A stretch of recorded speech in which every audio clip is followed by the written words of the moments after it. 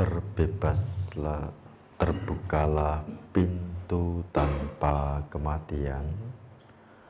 Terbebaslah mereka yang mendengar dengan keyakinan. Namo Sang Hyang Adi Budaya, Namo Buddhaya.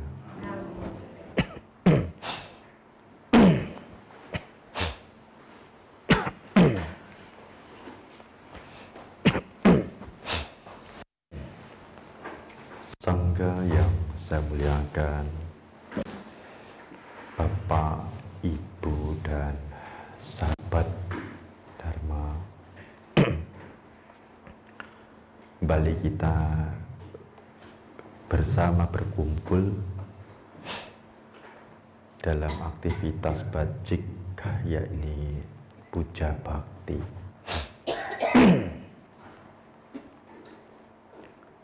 Yang dirangkai dalam beberapa aktivitas, mulai dari perlindungan dan moralitas, kemudian meditasi, dan juga mendengarkan khotbah Dhamma serta kebajikan-kebajikan yang lain. Jika ini dipahami sebagai satu aktivitas bajik dan kita mengerti kemanfaatannya di sana, maka ini akan mendorong diri kita dalam kebiasaan, tentu dalam kebiasaan bajik, sehingga menjadi satu latihan, baik mulai dari pendarasan dalam memurnikan kembali perlindungan, meditasi, dan belajar melalui mendengar khotbah Dhamma. Ini akan menjadi satu bentuk latihan-latihan batin yang sangat membantu.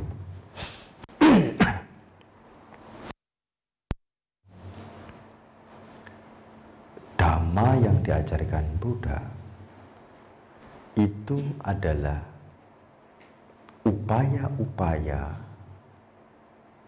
untuk kita merubah energi kebiasaan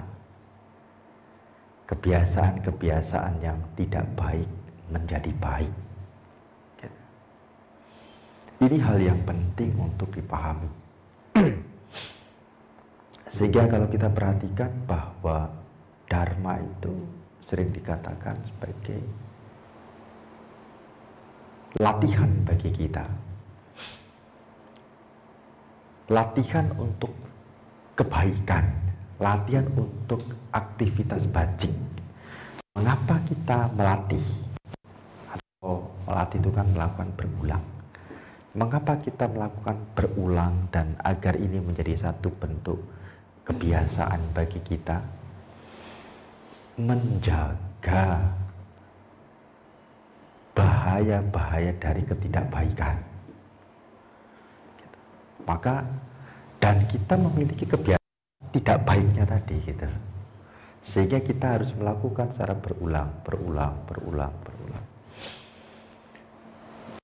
Praktek latihan upaya memilih bila dari buah, dari buah memiliki buah-buah kesejahteraan. Gitu. Buddha melihat bahwa sulitnya buah-buah kesejahteraan dalam arti rezeki gitu ya, yang dimiliki seseorang ini karena ia tidak memiliki satu kualitas batin, yakni kedermawanan. Karena kedermawanan inilah yang membuat ia bahagia dan memiliki kebajikan berupa kesejahteraan. Sehingga Buddha mendorong ini untuk dilatih.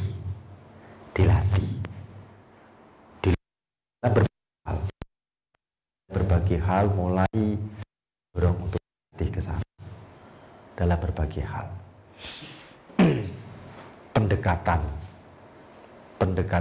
pendekatan untuk memiliki batin yang diliputi dengan kedermawanan ini. Seperti misalkan pada puja bakti memberikan bentuk-bentuk ini pemberian, ini juga latihan kedermawanan.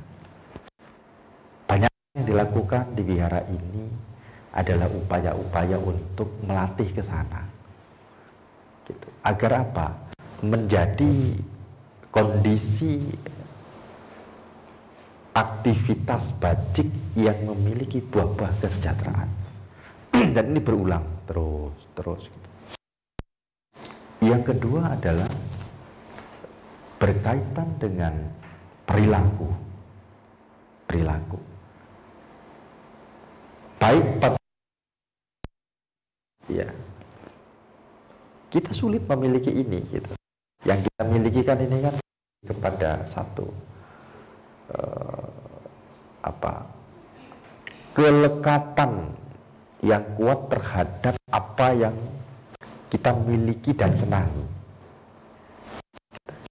kan begitu. Sehingga dilatih. Buddha melihat bahaya-bahaya dari ini. Bukan hanya dari sisi kebahagiaan samsaranya, tetapi jauh daripada ini akan mengikat di samsara.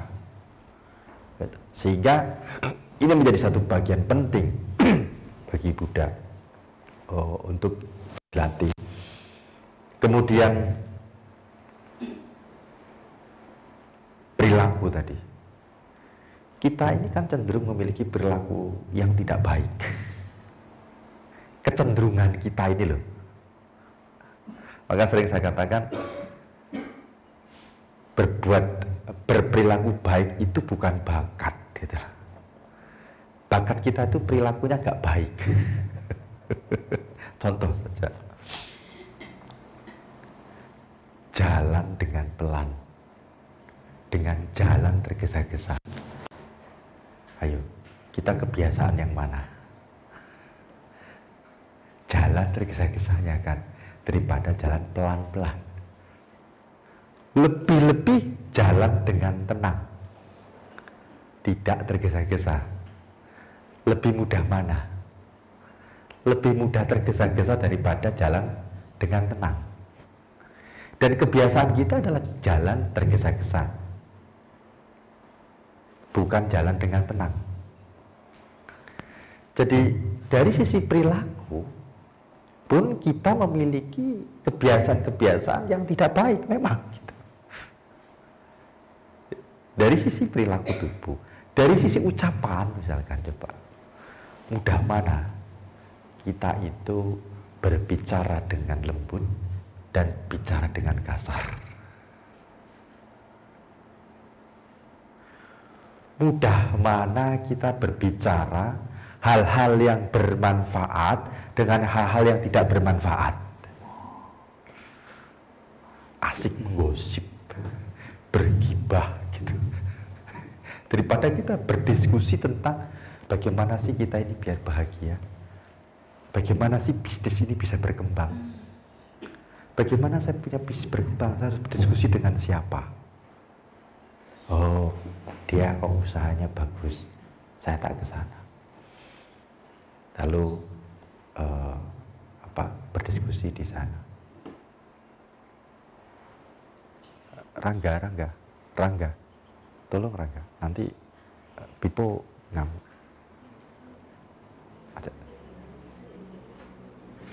Rangga, kok malah pergi? Nah, ini aja anaknya kasih tahu, jangan digodain. bukan diambil. Biarin aja, jangan boleh. Anaknya dikasih tahu. Dijaga situ. Kamu jaga situ. Jangan. Nanti marah dia. Kamu jaga situ.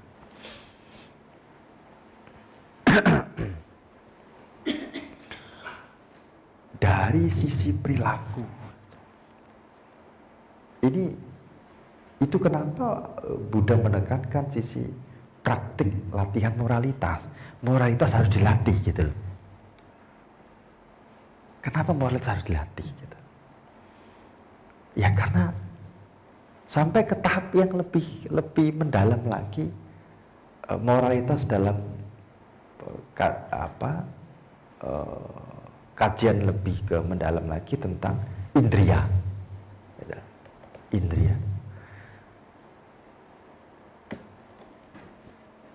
Kebiasaan indria kita itu kan kalau nggak suka langsung menolak, melihat sesuatu nggak suka nolak langsung gitu kan. Suka kepingin, satu pingin dua, nggak ada, sudah ada satu pingin dua, terus begitu, gitu kan begitu. Nah, agar kita terkendali dalam hal ini perlu dilatih. Nah, demikian juga batin kita. Maka Buddha mengajarkan kita tentang praktek perenungan dan meditasi. Ini berkaitan dengan batin sudah. Kalau tadi itu dengan tentang bagaimana kita itu melatih, memanfaatkan apa yang kita miliki, termasuk tubuh bahkan, termasuk tubuh kita. Bagaimana tubuh kita bermanfaat untuk orang lain, donor darah misalkan, kan berderma itu, tenaga itu berderma. Bagaimana memanfaatkannya ini? Dan lebih jauh lagi dengan perilaku tadi itu, bagaimana berperilaku baik tadi dilatih. Itu berkaitan dengan apa yang kita miliki dan tubuh serta ucapan. Moralitas itu tubuh dengan ucapan. Kalau moralitas itu tubuh dengan ucapan. Lalu bagaimana dengan batin? Batin itu dengan meditasi dan perenungan. Anusati dan samadhi. Gitu. Anusati dan samadhi. Berkaitan dengan batin itu. Anusati dan samadhi. Nah, ini yang akan kita bahas. Anusati itu adalah bentuk anusati, ya, anusati. Jadi kata anus dan sati. Anus dan sati. Anus itu berulang, gitu. Berulang. Sati itu perhatian penuh, mengamati secara berulang dengan perhatian penuh. Tetapi ini lebih kepada pendekatan dengan kalimat, misalkan Buddha Nusati, ya kan, kontemplasi atau tidak. Apa sih yang direnungkan? Hal-hal filosofis yang membangkitkan spiritual kita, keyakinan kita, agar memiliki pemahaman yang lebih mendalam. Jadi merenungkan, fokus pada 9 kualitas Buddha. Itipiso bhagawa arahang sama sambuddho wicacarana sampanno sugato loka widu anutaro purisa dhammasarat sata dewa manusanang buddho bhagawati. Itipiso, demikian. Bhagawa itu apa? Arahang itu apa? Sama Sambuddha itu apa? Ini dikupas. Ini harus tahu betul, dikupas. Jadi ketika melafal iti bisa bagawa orang sama tahu 9 kualitas Buddha. Dan kita tahu kualitas ini dan ini menjadi tujuan. Terus kontemplasi yang mendalam terhadap kalimat ini akan memberi pemahaman secara mendalam.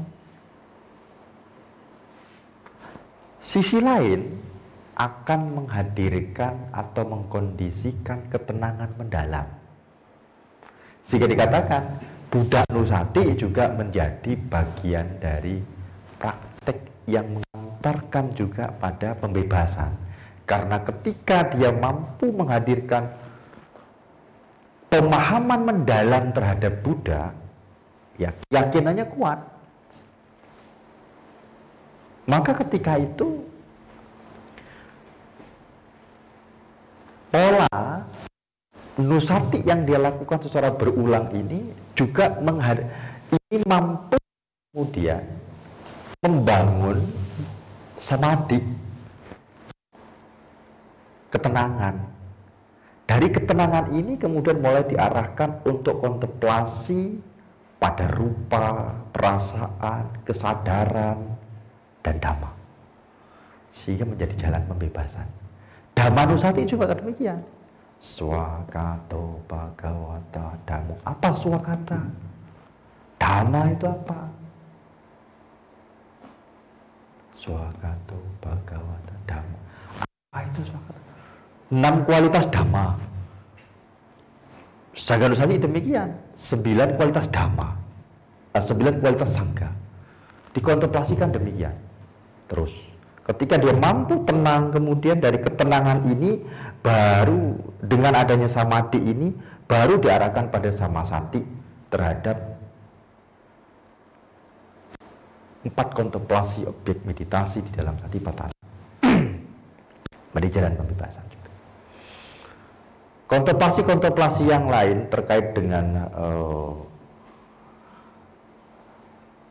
perenungan seperti ini, tentang kematian, ya, Marananusati. Agar apa? Agar kita memiliki pemahaman mendalam tentang kematian dan tidak takut menghadapi kematian, mengerti tentang kematian, memahami tentang kematian. Bahkan itu ada retreat khusus retreat tentang Marananusati, khusus membahas tentang kematian saja, sampai ke bagaimana kita mempersiapkan batin kita ini ketika menghadapi kematian. Tentu tidak nanti waktu mau mati, dari sekarang gitu loh. Kondisi batinnya disiapkan dari sekarang. Dari sekarang dilatih. Nah, terutama adalah pemahaman mendalam terhadap kematian itu sendiri. Artinya kesiapan dalam kematian. Mengapa siap? Karena mengerti tentang kematian itu apa. Memahami bagaimana mati itu. Nah, sehingga memiliki pemahaman filosofi yang dalam dan pemahaman dan membangkitkan spiritual, keyakinan di sana terhadap kematian. Terhadap kebajikan juga demikian. Kontemplasi, perenungan terhadap kebajikan, gitu. Itu pun dianjurkan oleh Buddha. Hari ini saya bahagia, saya melakukan kebaikan, misalkan menjaga latihan ke dalam kedermawanan, misalkan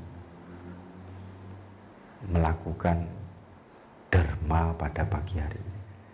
Saya bahagia, saya bersyukur. Semoga dengan kebajikan ini di waktu berikutnya saya dapat melakukan lagi. Terus kontemplasikan seperti itu. Kontemplasi pada kebajikan. Bahkan untuk beberapa guru memberikan teknik. Ketika kita itu batinnya terlalu kasar, diminta kita melakukan meta, sulit kontemplasi pada cinta kasih dan sulit, maka Kadang-kadang diminta untuk mulai dari apa? Agar muncul perasaan bahagia itu, dia diminta melakukan derma apapun. Kadang-kadang apapun yang ada di sana, ada adanya dupa, adanya pelita, adanya apa ya, dikasih, dah kamu berikan dharma ke Bante ini. Dia lakukan dharma, lalu dia kontemplasikan, saya telah melakukan dharma. Perasaan saya bahagia, bahagia, bahagia, bahagia. Agar muncul perasaan bahagia untuk menjadi kontemplasi pada pengembangan cinta kasih. Ya, jadi kontemplasi pada kedermawan, pada kebajikan itu pun bagian penting. Menjadi bagian penting agar kita itu betul-betul memahami itu secara mendalam. Ketika Anda melakukan kebaikan, lakukan hal seperti itu. Anda lakukan, direnungkan kembali. Oh, hari ini saya melakukan kebaikan ini, batin saya bahagia. Di masa mendatang, semoga dengan kebajikan ini saya dapat melakukan kebaikan ini kembali. Kontemplasikan begitu terus. Terus seperti itu, kontemplasi. Pada moralitas juga begitu. Oh, hari ini saya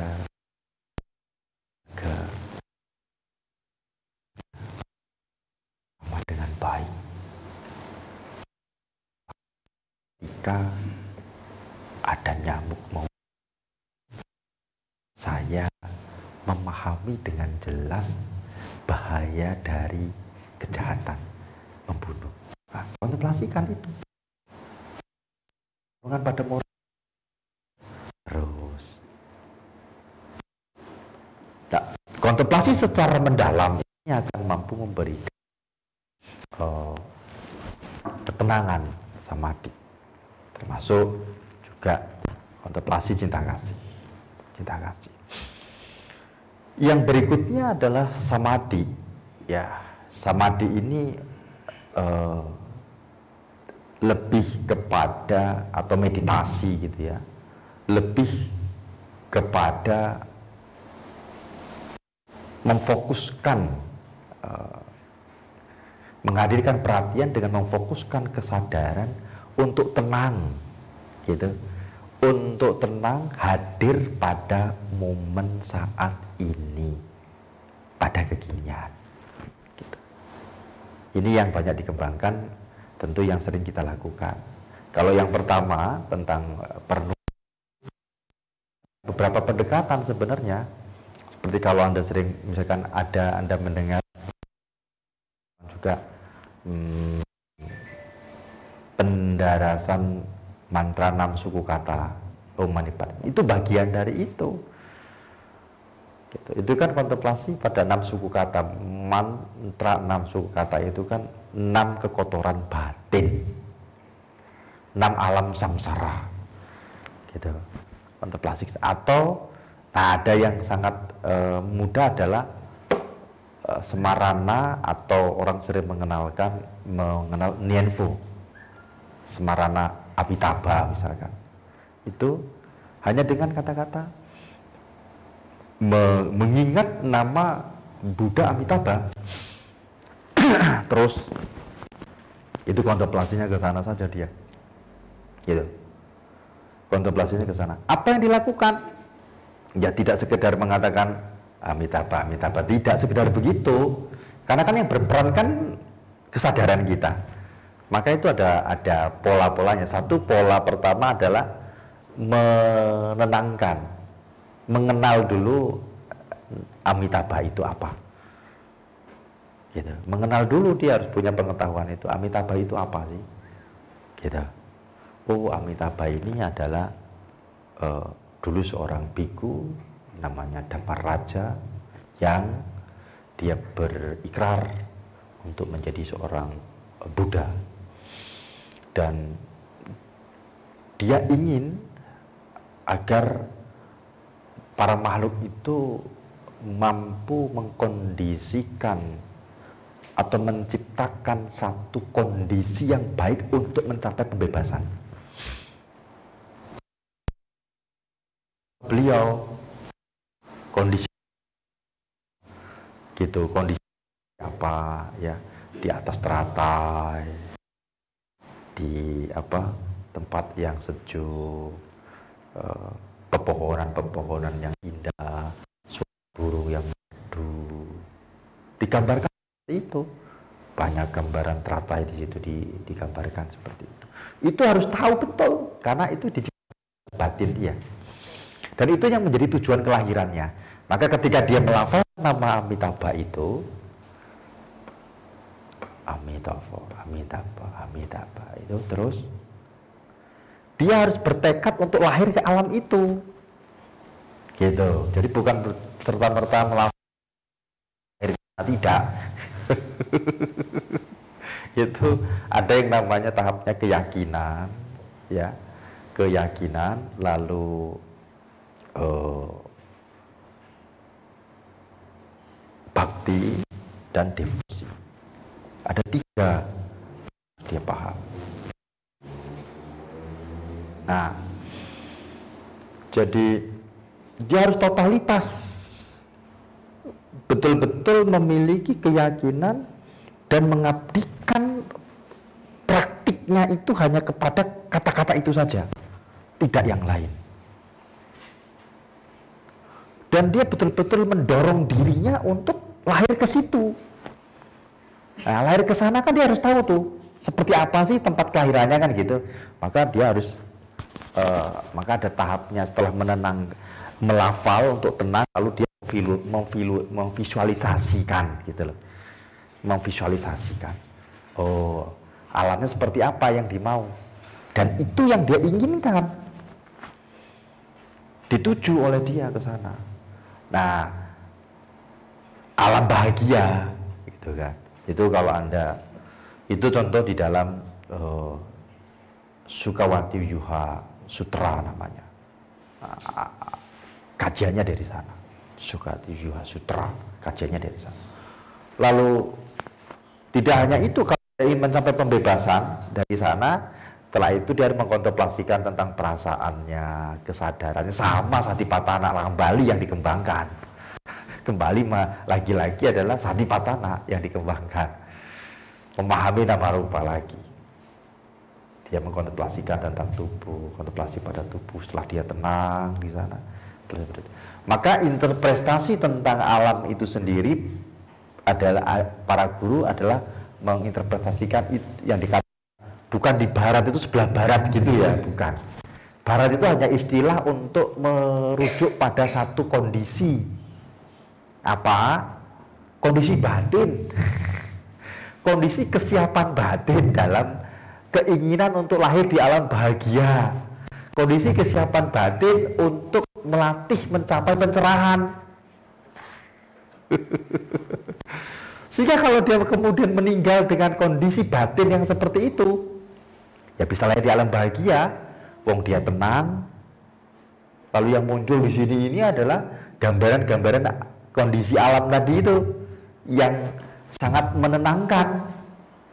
Bisa ke alam, maka alam manusia ini juga alam Sukawati, alam bahagia soalnya ini. Gitu.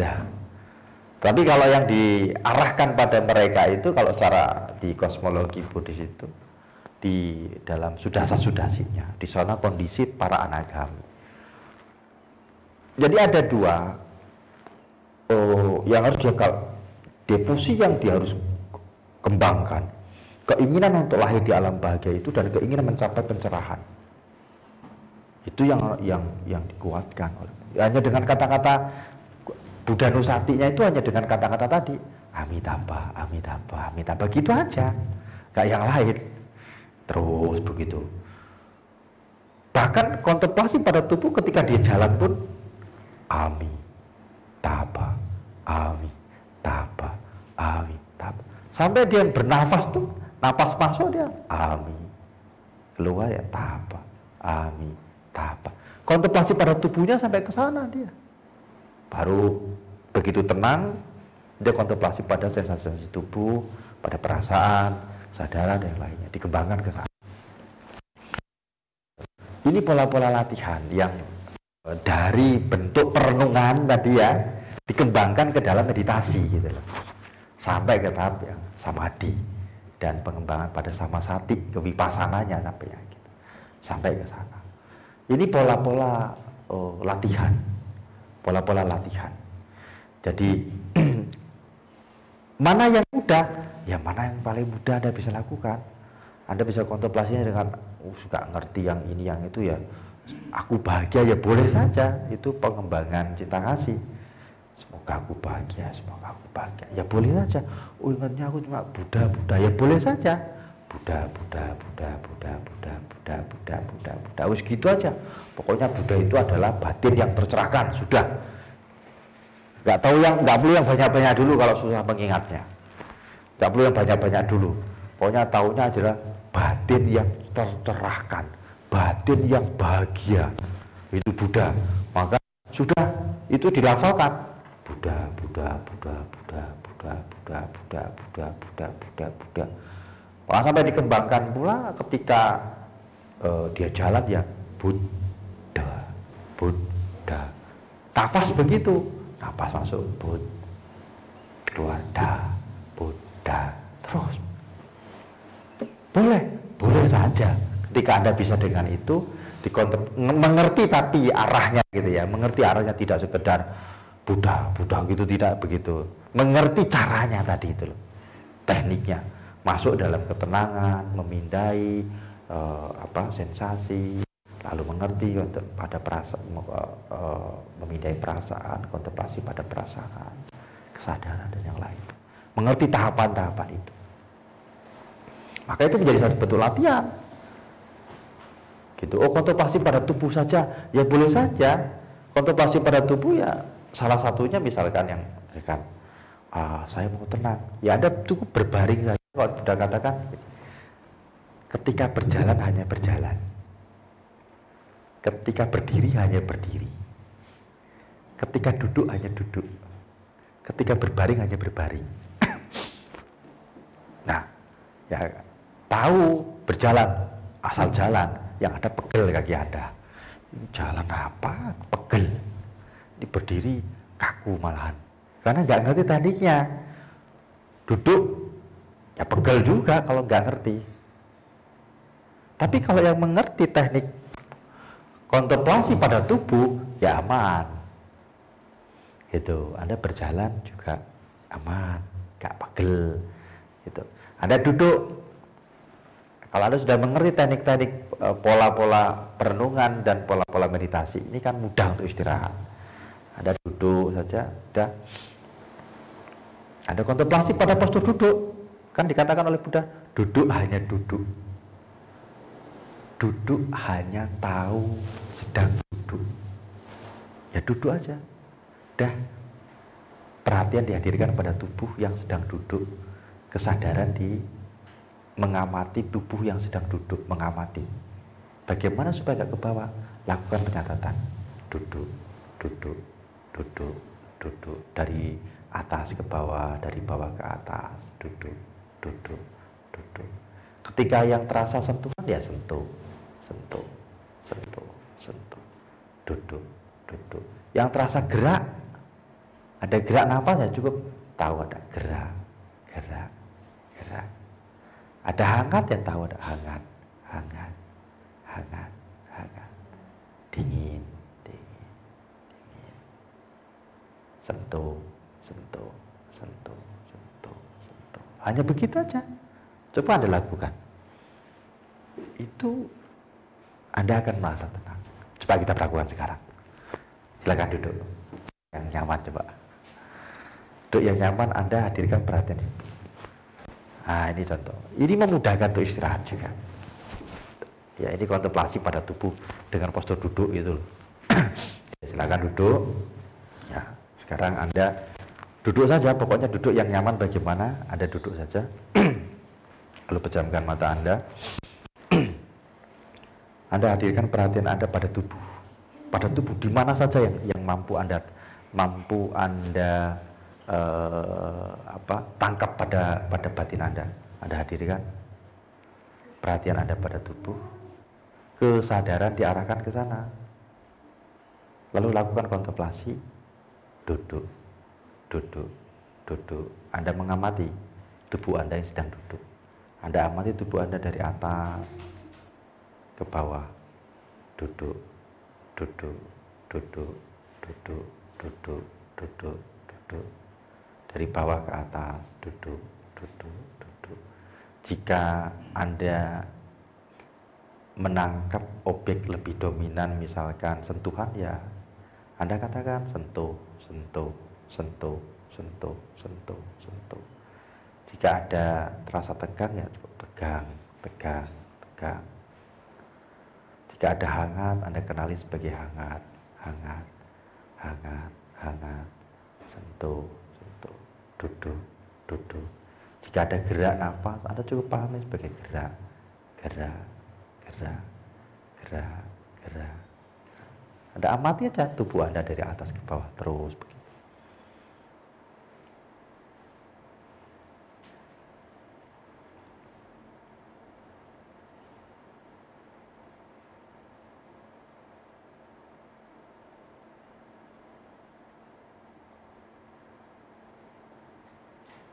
Biarkan semuanya apa adanya, baik nafas maupun tubuh. Hanya mengamati, hadir pada postur duduk dan hanya mengamati. Duduk, duduk, duduk, duduk, duduk, duduk.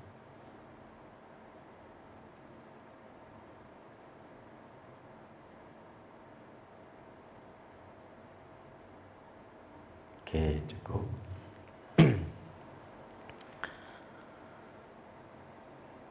Anda bisa fokuskan pada bagian-bagian yang terasa tegang. Cukup tahu duduk, duduk, duduk, ada bagian tegang.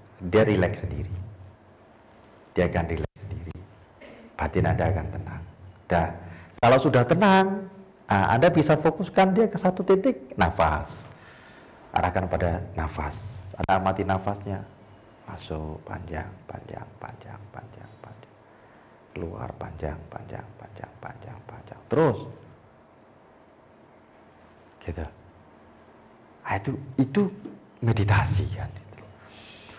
Anda bisa lakukan ini dengan berbaring dan sebagainya. Jadi ini akan sangat membantu sekali untuk tubuh juga mengistirahatkan batin Anda. Latihannya begini saja sudah, gitu. Duduknya bisa lama kan ya bagus gitu. Kan bisa lama. Nah, meta tubuh kan sebenarnya untuk pendekatan ke sini. Pendekatan pada kontemplasi pada postur duduk ini loh sebenarnya, gitu. Postur duduk, karena dikatakan duduk hanya duduk saja, tapi duduk hanya duduk ini kan gak mudah. Kesadaran kita ke sana kemari, lari sana lari sini, lari sana lari sini. Ya biar gak lari-lari caranya tadi itu, kita kontemplasi seperti itu, biar tidak lari-lari, gitu. Kenapa? Karena dengan kita melakukan pelebelan, itu kita pelebelan pada tubuh, maka perhatian kita akan ada di sana. Gitu. Sekarang ini kan, saya katakan di sini ini bunga, bunga, bunga, maka perhatian saya ada di sini. Perhatian saya ada bunga, bunga, bunga, bunga, bunga, bunga, bunga. Perhatian saya ada di sini. Kesadaran saya ada di sini melalui mata. Kesadaran saya ada di sini melalui mata. Gitu. Jadi kesadaran ini ngikutin perhatian ini loh. Perhatian dibawa kemana ya ikut. Maka sering kapan hari kan saya gambarkan seperti anjing yang dikasih tali. Biar gak lari-lari, ya ditali. Diikatkan, talinya diikatkan. Pelebelan itu tadi adalah mengikat tadi itu. Mengikatkan pada tiang pancang. Tiang pancang itu apa? Objek. Objeknya tubuh. Ya kita pelebelannya pada tubuh, tubuh, duduk. Tubuh yang sedang apa? Duduk, duduk, duduk, duduk. Gitu. Tubuh yang sedang berdiri, berdiri. Kalau Anda berbaring, ya berbaring. Kontemplasi saja pada postur berbaring. Berbaring, berbaring, berbaring. Anda amati tubuh Anda yang sedang berbaring. Berbaring, berbaring, berbaring terus. Amati. Kalau masih sulit, lakukan tahap dengan meta tubuh itu aja. Dengan meta tubuh. Kalau sulit pakai itu dulu. Yang lebih kasar. Yang lebih kasar. Karena meta tubuh yang praktek meta tubuh tahap kedua itu tidak lagi dengan bersama dengan nafas. Praktek meta tubuh tahap kedua tidak lagi dengan nafas. Hanya mengalihkan perhatian dan mengamati apa adanya saja. Jadi ketika duduk ya hanya mengamati tubuh duduk hanya mengamati saja. Mengamati bagian kepala ya hanya mengamati saja bagian kepala. Mengamati saja kepala, leher, tahu. Hanya mengamati gitu saja. Pada tahap kedua pada meta tubuh itu hanya mengamati. Tapi ketika perhatian kita sudah bisa diarahkan gitu, kesadaran kita sudah bisa diarahkan gitu. Mau diarahkan pada bagian organ tubuh juga bisa. Tinggal Anda arahkan pada bagian organ tubuh, jantung ya kan. Jantung. Mengamati jantung.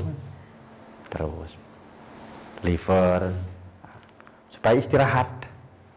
Dia istirahat. Gitu. Anda bisa lakukan hal seperti ini. Nah, jadi Buddha memberikan pola-pola bagaimana kita ini menghadirkan kebahagiaan gitu loh. Dalam pola-pola latihan untuk batin ya seperti itu di tahap-tahap awal minimal seperti itulah Anda mengerti istirahat gitu, atau mengistirahatkan tubuh itu loh yang paling penting kan itu mengistirahatkan tubuh. Jadi ketika mau istirahat ya tinggal duduk aja begini sudah istirahat. Duduk diam begini ya sudah istirahat. Anda udah ngerti soalnya caranya. Udah mengerti. Gitu. Udah tahu caranya. Duduk dimanapun udah ngerti gitu loh. Batin ya istirahat, tubuh ya istirahat gitu. Ini sekilas ya pemahaman tentang perenungan dan juga tentang meditasi. Jadi Anda tinggal mana yang bisa Anda kembangkan dari pola-pola pendekatan. Baik pada perenungan melalui kalimat itu pun akan dikembangkan. Kalau mau pada pembebasan dikembangkan sampai ke tahap kontemplasi pada tubuh, perasaan, kesadaran dan dhamma. Sama ke sana. Tidak bisa tidak.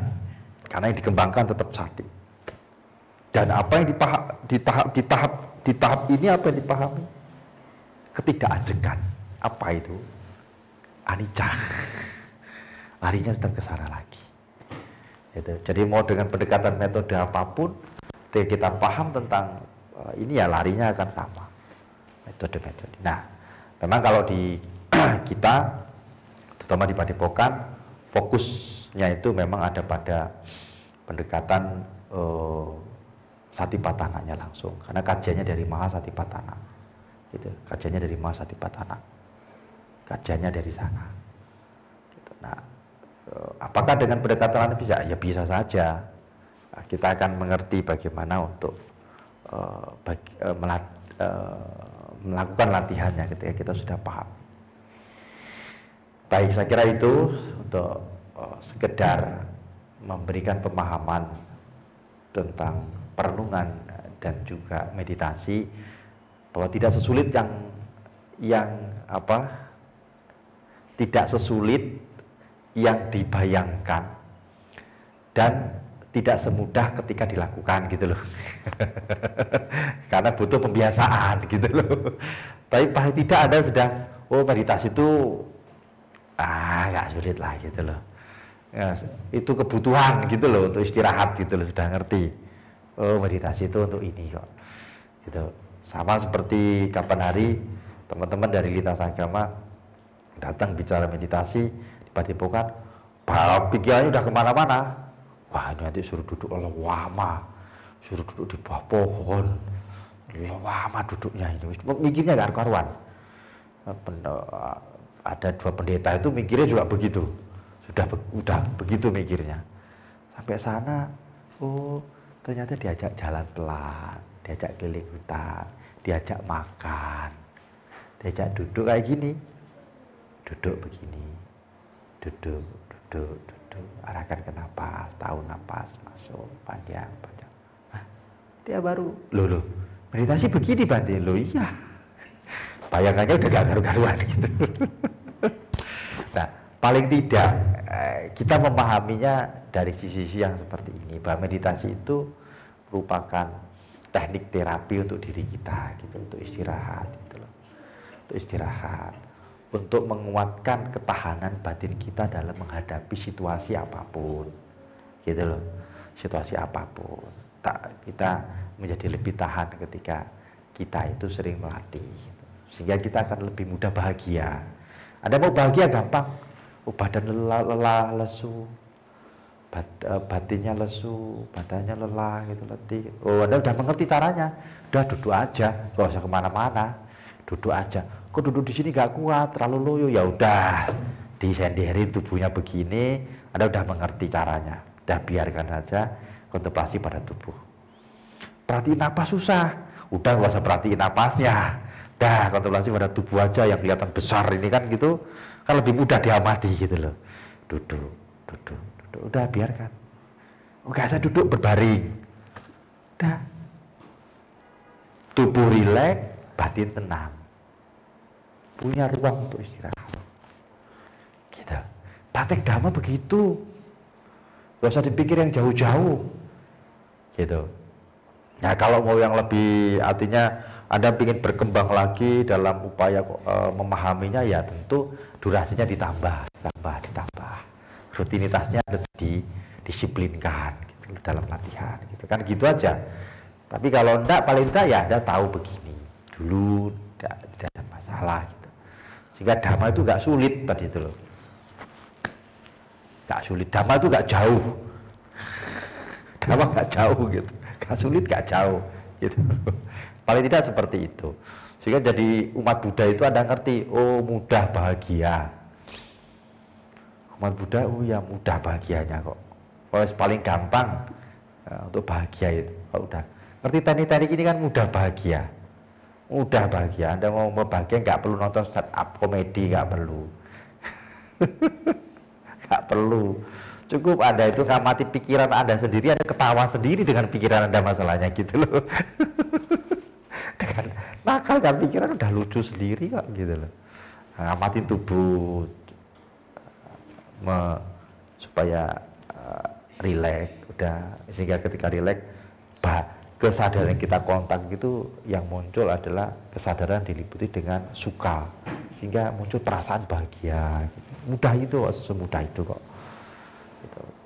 Jadi nggak sulit lah gitu ya, tinggal ini ngerti tekniknya aja, yang paling penting kan itu, ngerti tekniknya ya. Jadi umat Buddha Anda nggak sulit Bu, bahagia itu nggak sulit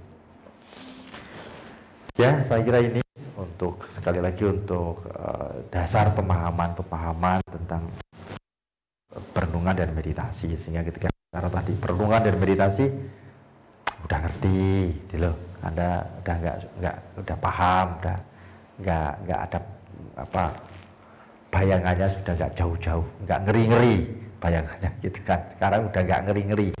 Kalau dulu diajak meditasi itu sudah kelihatannya ke atas semua. Sekarang sudah nggak, udah ngerti. Nah, tinggal yang lebih kontak, ya bagaimana mengkontekkan itu dalam keseharian, ini yang penting. Baik, saya kira itu untuk hari ini. Terima kasih, semoga ini menjadi nutrisi batin buat Anda, sehingga memudahkan Anda untuk istirahat dan bahagia. Terima kasih.